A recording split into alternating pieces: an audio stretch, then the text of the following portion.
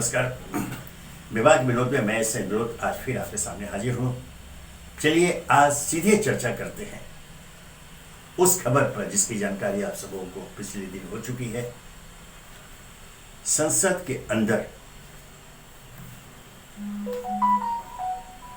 दो युवकों द्वारा अफरा तफरी मचाने की घटना पर यह एक विचित्र संयोग है। ध्यान रखें, भारतीय संसद का यह नया संसद भवन अभी बनकर तैयार हुआ, उसका सत्र उसमें चल रहा है। दावा यह किया जाता है, बताया जाता है कि ये देश के सबसे सुरक्षित भवन है जहां सुरक्षा के कड़े प्रबंध हैं। एक परिंदा भी पर नहीं मार सकता है, यह दावा किया। लेकिन जब यह घटना कल हुई, दो युवा संसद की दर्शक दीर्घा से संसद के अंदर कूद जाते हैं। स्मोक कैन उनके पास रहता है, वो छोड़ते हैं, धुआं धुआं हो जाता है, अफरा तफरी मच जाती है। संसद के बाहर भी नारेबाजी करते दो पकड़े जाते हैं। आखिर यह कैसे हुआ? सुरक्षा व्यवस्था में, संसद की सुरक्षा व्यवस्था में यह बड़ी चूक संभव कैसे हुई? क्या कर रहे थे हमारे सुरक्षा अधिकारी? यहां यह भी बता दो कि अंदर जब वो पकड़े गए, सांसदों ने पकड़ा, किसी सुरक्षा अधिकारी ने नहीं पकड़ा, किसी सुरक्षा कर्मी ने नहीं पकड़ा। आखिर ये हो क्या रहा है? शून्यकाल चल रहा था संसद का। भाजपा के सांसद राजेंद्र अग्रवाल पीठासीन अधिकारी के रूप में बैठे हुए थे। तब यह घटना घटी।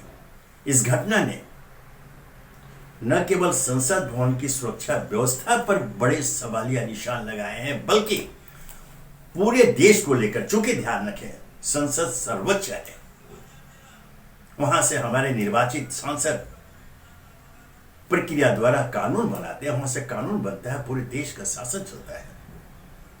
अगर उसके सुरक्षा में ऐसी चूक हो सकती है तो फिर देश के अन्य भागों में क्या? और यह एक फिर संजोग कहे या दुर्योग कहे। कल कौन सा दिन था? 13 दिसंबर। ध्यान रखें, इसी 13 दिसंबर को 2001 में, आज से 22 साल पूर्व संसद पर हमला हुआ था। हमारे 9 लोग शहीद हुए थे, सुरक्षाकर्मी, संसद के कर्मचारी आदि मिलाकर के 9 लोग शहीद हुए थे 13 दिसंबर 2001 को। कल 13 दिसंबर को उसकी 22वीं वर्षी थी और कल यह घटना हो गई। वैसे अब जो बातें सामने आ रही है, सुरक्षा से जुड़े लोग अब जो कह रहे हैं कि असल में हमारे जो गैजेट्स हैं सुरक्षा के, वो 19 साल पुराने हैं। पिछले 10 वर्षों में न कोई नई भर्ती हुई है, न से कुछ खरीदे गए। 150 लगभग पद रिक्त हैं, उन पर भर्ती नहीं हुई है। 19 साल पुराने गैजेट्स, और हम दावा करते हैं कि सबसे सुरक्षित हमारा भवन है। यह कैसे हो रहा है? यह लापरवाही कैसे हो रही है? यह सवाल देश का नागरिक पूछ रहा है।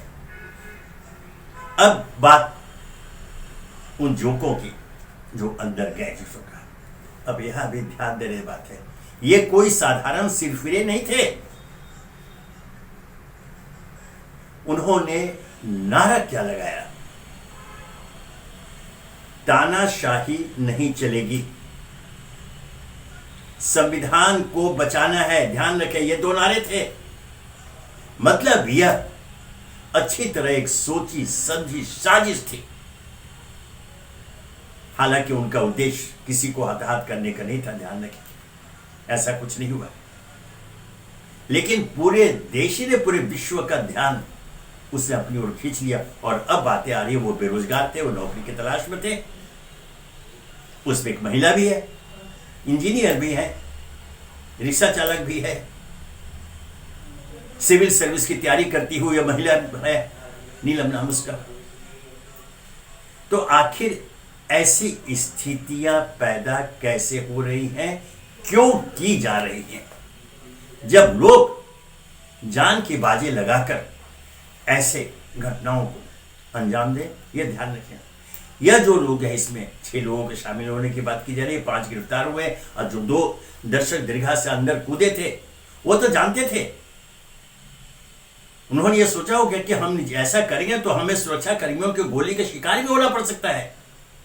मतलब वह सिर पर कफन बांध कर आए थे, यह तो निश्चित है।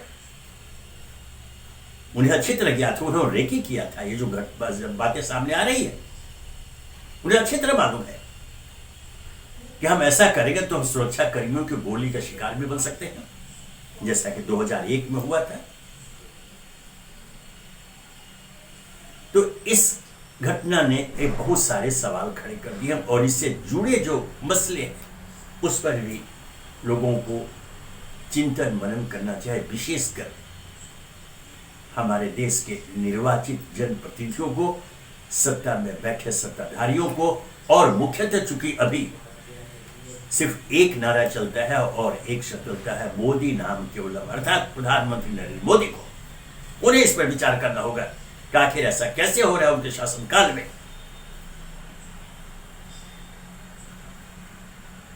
यह तो अब स्पष्ट है कि इस घटना को अंजाम दिया गया पूरे देश का ध्यान अपनी ओर आकर्षित करने के लिए। अब वो क्या कह रहे हैं, अब उसमें कोई बेरोजगार इंजीनियर है, कोई रिक्शा चालक है, एक तो रनिंग चैंपियन। तो ऐसी स्थिति तब पैदा होती है जब चारों ओर से कोई हताश हो जाता है, निराश हो जाता है, उसके सामने और कोई रास्ता नहीं बचता है सिवाय इसके कि वो गलत तरीके को अपनाए, जैसा इन लोगों ने किया। यह छोटी बात नहीं, ध्यान रखिए। इससे जुड़ी जो बातें अब जो आ रही हैं उसमें क्या रहा है,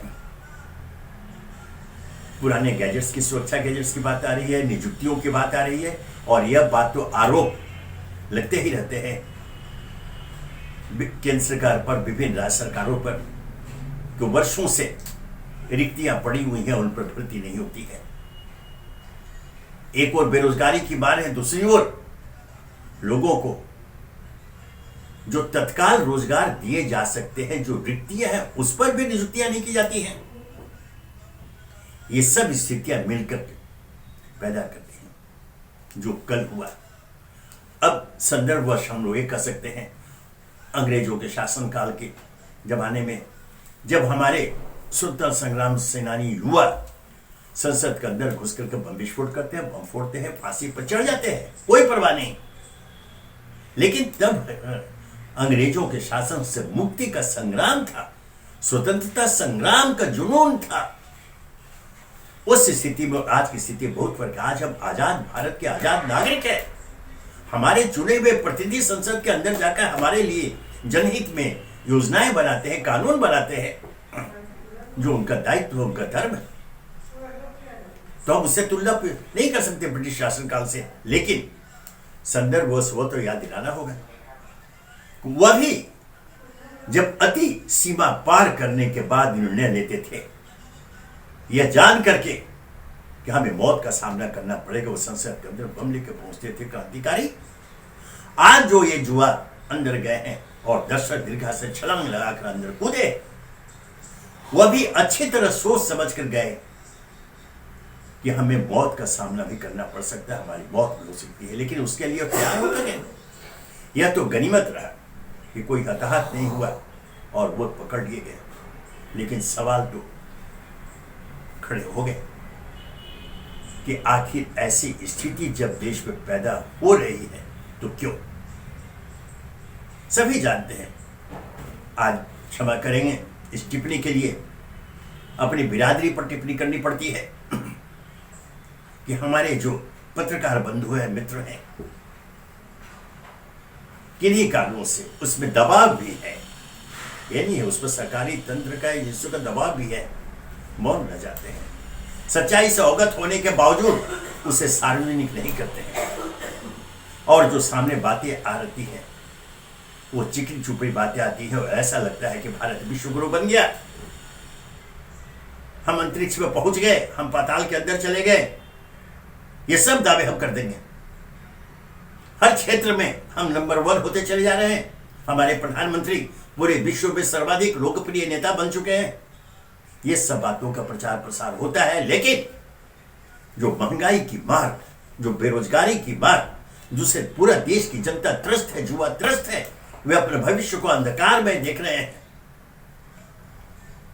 क्या आपने किसी ने इस पर किसी खबरिया चैनल पर जो प्रतिदिन अलग अलग समय पर जो कार्यक्रम हुआ करते हैं, जो बसें होती हैं, राजनीतिक समीक्षक आते हैं, पत्रकार आते हैं, राजनेता आते हैं, विभिन्न राजदलों के प्रवक्ता आते हैं, क्या कभी आपने, हो सकता है अपवाद स्वरूप कभी कहीं हुआ हो, लेकिन ध्यान में नहीं आता कि उस पर प्रतिदिन खबरिया चैनलों पर होने वाली बसों का यह विषय, यह मुद्दा सामने आया हो,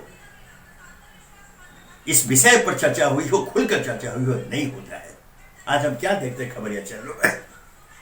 अगर कोई विरोध स्वरूप कुछ बातें रखता है, कुछ तथ्य रखता है, कुछ प्रमाण देता है, फिर क्षमा सहित बताना पड़ता है कि तुरंत जो संचालन कर रहे हैं, जो एंकर होते हैं, वे उसमें टोका टोकी करके उन्हें बोलने नहीं देते, उन्हें पर्याप्त समय नहीं मिल पाता। जबकि सत्ता पक्ष के समर्थन में या सत्ता पक्ष के प्रवक्ता कुछ बोलते हैं, मौन होकर एंकर सुनते हैं। एक आध कुछ कभी ऐसा अवसर आया है कि टोका टोकी या कुछ होता है, लेकिन अमूमन ये देखा जाता है कि विरोध की आवाज को, असहमति की आवाज को न केवल शासन की ओर से दबाया जाता है, हमारे मीडिया घरानों में, खबरिया चैनलों पर, समाचार पत्रों में भी उन आवाजों को दबाने की कोशिश की जाती है, दबाया जाता है। यही वे हालात है जो कल जो संसद में घटना हुई, जिस युवाओं ने जान पर खेलकर जो हंगामा किया, इसके लिए प्रेरित करती है ऐसी घटनाएं, ऐसी मजबूरियां। इसलिए सबसे आवश्यक है, ठीक है, हमारे लोकसभा के अध्यक्ष स्पीकर ने भी, ओम बिरला ने जांच का आश्वासन दिया, जांच शुरू भी हो गई है, हर कोण से इसकी जांच की जा रही है कि कैसे हुआ। लेकिन ऐसा हुआ, अब स्मोक कैन लेकर के अंदर चलाता है, सुरक्षा को धत्ता बताते हुए वो अंदर चले गए। कूदने के बाद जूते खोल करके निकाल करके वो धुआं फैलाते हैं। अब यह कहा जाता है कि ऐसी अनेक घटनाएं विगत काल में भी हो चुकी है। इसमें एक पर मैं ध्यान दिलाना चाहूंगा, एक बार जब याद कीजिए, मनमोहन सिंह की सरकार थी तब, और तब कुछ सांसद करोड़ों रुपए की नकदी लेकर के संसद के अंदर हो रहा उसको दिखाया था, लेकर चले। तब भी यह बात उठी थी कि कैसे संभव हुआ। यह आश्चर्यजनक है। तो वह सुरक्षा में चूक थी, और ये इसका मतलब कहीं कोई सुधार की ओर कदम नहीं उठाए जा रहे हैं। जो आवश्यक सतर्कता बरतनी चाहिए, जो गंभीरता होनी चाहिए, उसका नितांत अभाव है। और अब तो सामने आ गया कि सुरक्षा गैजेट्स ही 19 साल पुराने हैं, कोई नई खरीदनी हुई, नए सुरक्षा कर्मियों की बहाली नहीं हो रही, करीब 150 पद रिक्त पड़े हुए हैं। ये कौन करेगा? इसकी जिम्मेदारी लोकसभा के अध्यक्ष के, राज्यसभा के सभापति की है, जो संसद में इन चीजों की दिखवाते इसके मुखिया है। लेकिन इससे ही मामला शांत नहीं होगा। जो असल मुद्दा है जिस पर मैं ध्यान गया, वह है देश में व्याप्त बेरोजगारी और आसमान छूती महंगाई। इस पर नियंत्रण को उपाय किए जाए, और मुझे पूरा विश्वास है अगर केंद्र सरकार सहित अन्य राज्य सरकारें ईमानदारी के साथ गंभीरता पूर्वक इस दिशा में कदम उठाएं तो यह संभव है। विपक्ष इन मुद्दों को उठाता है, उसकी जुबान बंद कर दी जाती है।